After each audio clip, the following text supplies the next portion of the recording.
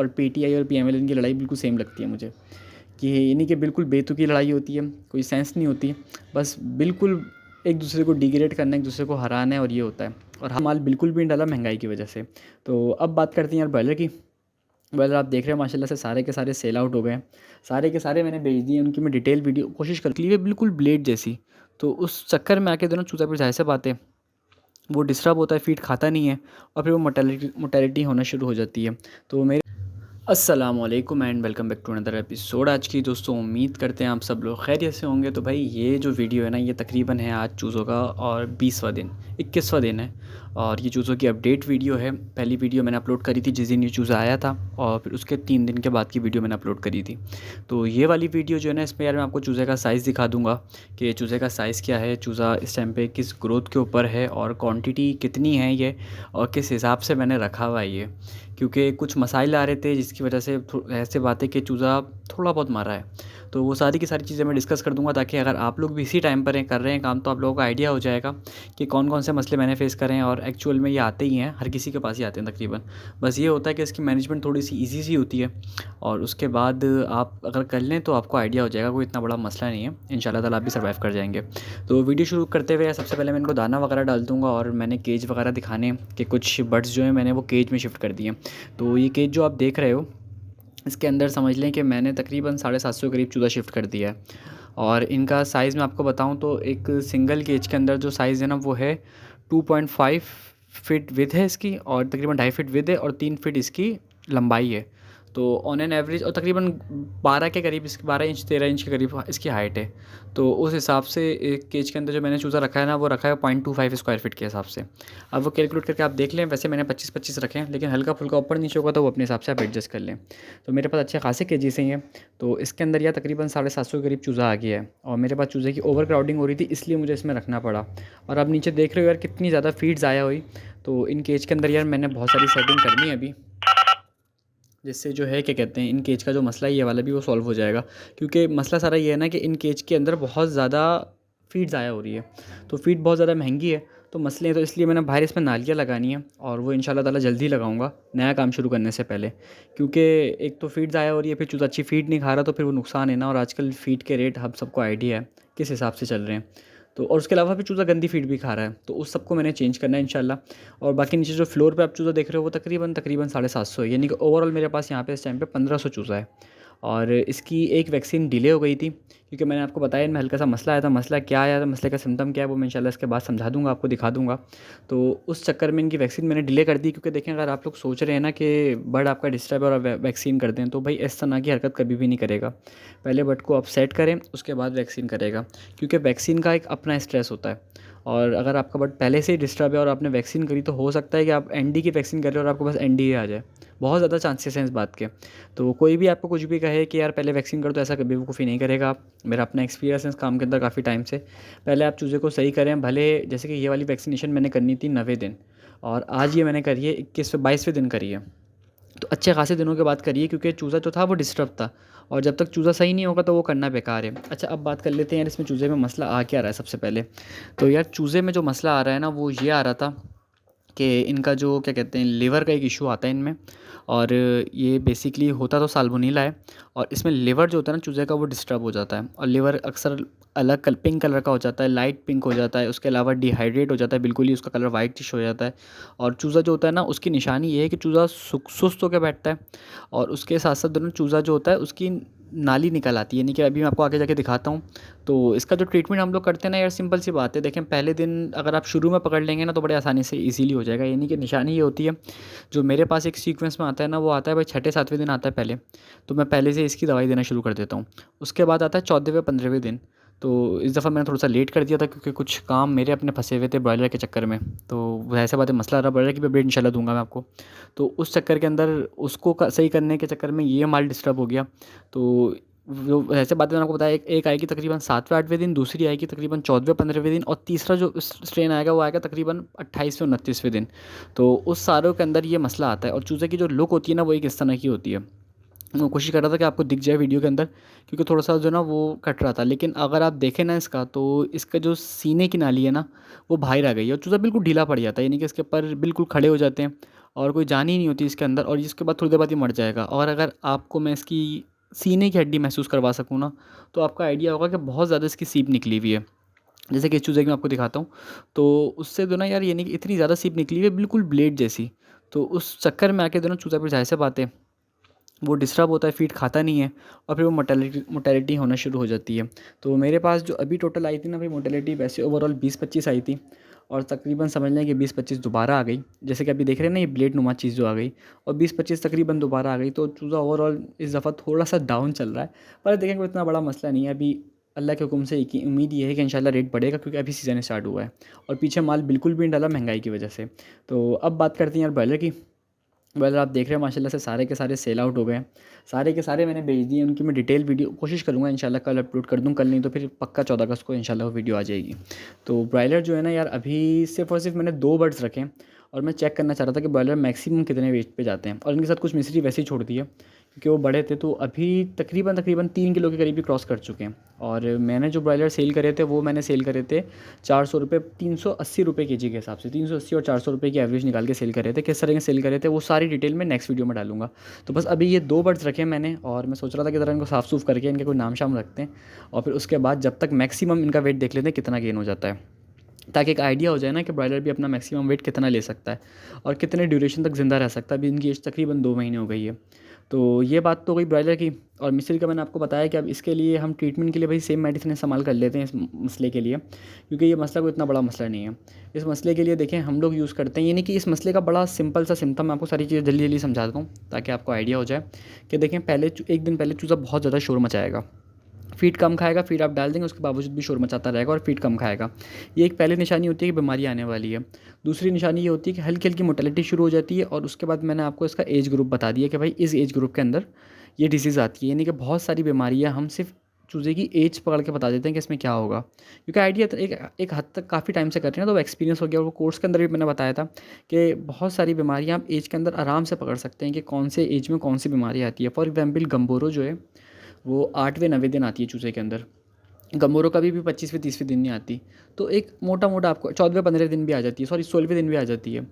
आती है वैसे 15वें 16वें दिन, 8वें दिन बहुत रेयर होती है कि गम्बोरो आ जाए। अभी नई एक और बर्सल डिसीज़ आई है तो वो एक आ जाती है। तो इस तरह जो ना आप एज के थ्रू बड़ी आराम से पकड़े जा सकते हैं। और इसका जो मैंने ट्रीटमेंट किया वो मैंने कोर्स में ही बताया था, और तकरीबन समझ लें 80% डिजीज़ का मैं यही ट्रीटमेंट करता हूँ, और अल्लाह का शुक्र है कि हर दफ़ा मसला सेट हो जाता है। ट्राइफिल ले लेते हैं। ट्राइफिल की वीडियो मैंने आपको पहले भी बहुत दफ़ा दिखा चुका हूँ। उसके साथ कोई भी एक विटामिन ले लेता हूँ, और उसके साथ साथ ऑगमेंटिन डीएस सिरप, ये सब इस्तेमाल कर लेते हैं। ट्राइफिल की डोज तो लिखी हुई होती है उसके ऊपर, लेकिन अगर ऑगमेंटिन डीएस सिरप यूज़ करेंगे तो 1 स्पून 1 लीटर पानी के अंदर तकरीबन 3 से 4 दिन दें, तो विदिन 24 आवर आपको फ़र्क महसूस होगा। फिर उसके बाद जो 24 आवर्स होंगे यानी कि 48 आवर्स होंगे, इंशाल्लाह ताला चूज़ा थोड़ा सा संभल जाएगा। और जो आखिरी का तीसरा दिन होगा उसके अंदर जो जो बीमार चूज़ा ना खाली वो मरेगा, बाकी सारा का सारा चूज़ा इंशाल्लाह सेट हो जाएगा। तो और इसके अलावा अगर कोई और मेडिसिन इस्तेमाल करते हैं पोल्ट्री की, तो उसमें यार 2 से 3 दिन के बाद रिज़ल्ट निकलता है, और 2 से 3 दिन के बाद जब तक माल ही ख़राब हो जाता है आपका। तो ये वाला बड़ा मैंने आपको अच्छा ऑप्शन इस बताया है कि आप ये लोग इस्तेमाल कर सकते हैं। जो कोर्स के अंदर भी मैं बार बार इसी को बताता रहता हूँ कि इसका यार फ़ायदे बहुत ज़्यादा हैं। तो सस्ती है, हर जगह से मिल जाती है, और बहुत ज़्यादा जो ना कॉस्ट एफिशिएंट है। अच्छा, इसके अंदर मैंने एक चीज़ दिखानी थी आपको कि लोगों को लगता है भाई मिस्री चूज़ा लड़ता नहीं है, इतना सारा चूज़ा इतने सारे मेल आपस में। तो भाई ऐसा नहीं होता। ये आप देख रहे हैं 2 काले शेर खान लड़ने में लगे पड़े हैं, और ये अच्छी खासी देर तक लड़ते हैं, और कभी कभी खून भी निकाल देते हैं, जबकि इतने इतने से हैं ये कि अभी इनकी 21 दिन है, और ये ब्रॉयलर से लड़ लेते हैं। मैंने ब्रॉयलर के पास छोड़ दिया था इनको 2-4 चूज़ों को वैसे ही चेक करने के लिए, तो वो ब्रॉयलर से लड़ने लग गए। ब्रॉयलर बेचारे सीधे से थे, वो उनको मार रहे हैं, कुछ उनको फ़र्क भी नहीं पड़ रहा। तो ये एंड टाइम तक लगे रहेंगे, और जब ये लड़ना शुरू करते हैं ना तो भाई बड़ा अच्छा लगता है मुझे। तो मैं थोड़ी देर बैठ के सिर्फ ऑब्जर्व करता हूँ कि भाई कौन जीतेगा, क्योंकि इनकी लड़ाई और पीटीआई और पीएमएल की लड़ाई बिल्कुल सेम लगती है मुझे, कि इन्हीं की बिल्कुल बेतुकी लड़ाई होती है, कोई सेंस नहीं होती, बस बिल्कुल एक दूसरे को डिग्रेड करना, एक दूसरे को हराना है, और ये होता है, और हासिल वसूल कुछ नहीं होना उस बात का। तो इनकी लड़ाई भी ऐसी ही होती है, और वहाँ पे गाली गलौज होती है, यहाँ पे चलें गाली गलौज नहीं होती, यहाँ पे बात ऐसे ही थम जाती है। तो इसमें देखें अभी 2 लड़ लें, इनमें से कोई तीसरा चूज़ा आएगा, वो भी सोचेगा कि मैं भी घुस जाऊँ। जैसे मैंने आपको दिखाया भी, ये तीसरा चूज़ा आ गया, फ़ौरन से चोंच मारी कि ये लड़ाई हो रही है, मैं भी शायद इसमें आऊँ, तो मेरा भी कोई हिस्सा विस्सा निकल आए। तो ये जो सारी एक्टिविटीज़ है ना भाई, इससे चूज़े का आपको पता लगेगा चूज़ा आपका फ्रेश है, हेल्दी है, और बीमारियां जो हैं वो ख़त्म होने को हैं। यानी कि मेडिसिन का दूसरा दिन था ये, और चूज़ा जो था वो अल्हम्दुलिल्लाह रिकवरी पर आ गया था। क्योंकि यार चूज़ा महंगा बहुत था। 150 रुपये का चूज़ा अगर मरा है तो सीधा सीधा 5,000 रुपये का नुकसान है।